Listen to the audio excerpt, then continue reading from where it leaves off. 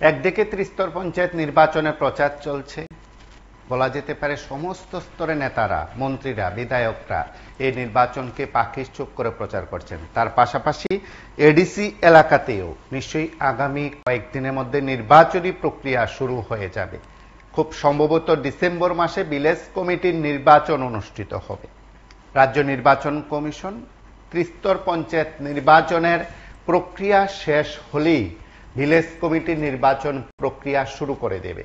সেদিক থেকে বলা যেতে পারে একদিকে ত্রিস্তর পঞ্চায়েত নির্বাচনের ভোট মরশুম, আসছে ভিলেজ কমিটির নির্বাচন, ঠিক তখন জনগণ জেগে উঠেছেন।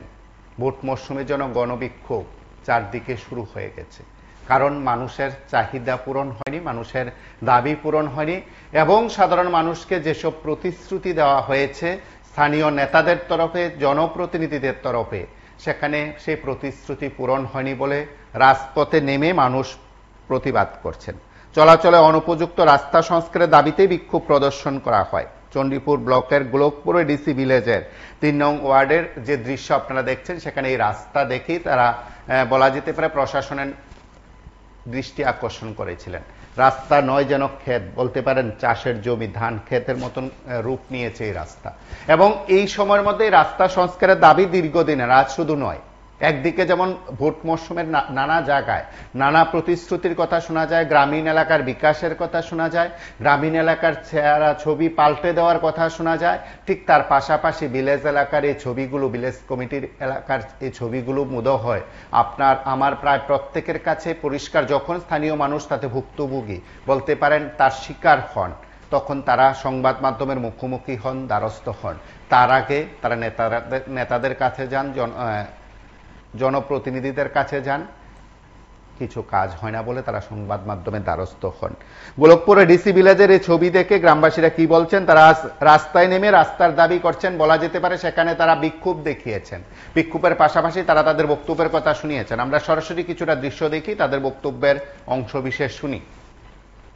আমরা এখানে দেখতে আসি ৬-৭ বছর ধরে আমরা এই অবস্থায় আমরা চলাচল করতে আসছি। পোলাপানের স্কুল যাওয়ার সুবিধা পাইতে আসে না।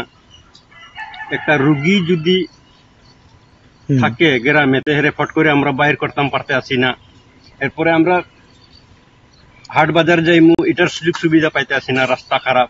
এরপরে মানুষ রাস্তার সাইডেও আবার যেটা মাটি ঢালা হয়েছিল এটাও কাটিয়া উঠিয়া ছোট করে লইতে আছে, রাস্তা ঠিক হইতে আছে না কয়া। আমরা তো চাইতে আসি অবিলম্বে আমরা রাস্তাটা সুবিধা করিয়া দিতে।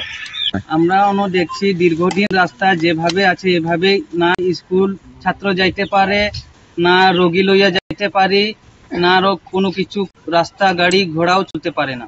বেহাল অবস্থা, মানে এটা দীর্ঘদিন থেকে কেউ কিছু করে না। কাজ করতে হবে। এটা গোলকপুর থেকে সিঙ্গের বিল। কয় নং ওয়ার্ড এটা? ৩ নম্বর ওয়ার্ড। বসবাস তো ২০০-র উপরে। এই রাস্তা দিয়ে এটা সিঙ্গের বিল বন্ধ গেছে। আমরা রাস্তা যাতে ভালো হয়ে থাক, ভালো হোক, সংস্কার হোক, নাইলে আমরা বড় ধরনের নাগরিকদের বক্তব্য আপনারা শুনলেন, সেখানকার ভুক্তভোগীদের বক্তব্য। এখন এই বিষয়গুলো প্রশাসনের গোচরে যাবে কিনা, প্রশাসনের টনক নড়বে কিনা, সব মিলিয়ে বলা যেতে পারে এক অন্যরকম পরিস্থিতির শিকার যখন প্রায় প্রত্যেকে, তখন বোধহয় এই কথাগুলো খুব গুরুত্বপূর্ণ হয়ে উঠেছে, খুব গুরুত্বপূর্ণ আপনাদের প্রত্যেকের কাছে। আমরা সেদিক থেকে বলি, আসছে ভিলেজ কমিটির নির্বাচন, তার আগে এসব রাস্তাঘাট সহ নানা সমস্যার কথা শোনা যাবে, নানা সমস্যার কথা তুলে ধরবেন নেতারা। শাসক বিরোধী তর্ক বিতর্ক হবে, শাসক বিরোধী একে অপরের বিরুদ্ধে কথা বলবে। কেউ বলবে আগের 25 বছর হয়নি, কেউ বলবে তার আগের কংগ্রেসের 5 বছর হয়নি, তার আগে সিপিআইএম এর 10 বছর হয়নি, কেউ বলবে এই 6 বছর অনেক কিছু হয়ে গেছে। কিন্তু সাধারণ মানুষের কথা খুব গুরুত্বপূর্ণ। তারা সত্যি কথা বলেন, তারা মঞ্চে উঠে শুধু জনগণের সামনে কিছু কথা বলেন, বাস্তবের মাটিতে দাঁড়িয়ে তার শুধু মিল থাকার এমন যেমন নয়, ঠিক তেমনি জনগণ যখন এই সমস্যার কথা তুলে ধরেন, সমস্যার সম্মুখীন তারা, বলা যেতে পারে ভোগান্তির শিকার তারা, তখন তাদের কথাই ভাবতে হয়। এটা সরকার কিংবা প্রশাসনের কাজ। এই কাজ এই জায়গা থেকে, স্টুডিও থেকে বলার কথা নয়, কারণ শপথ নিয়ে তারা জনগণের সেবা করার জন্য কথা বলেন, বড় বড় ভাষণ দেওয়ার জন্য নয়। আপনারা সঙ্গে থাকুন, দেখতে থাকুন PB24।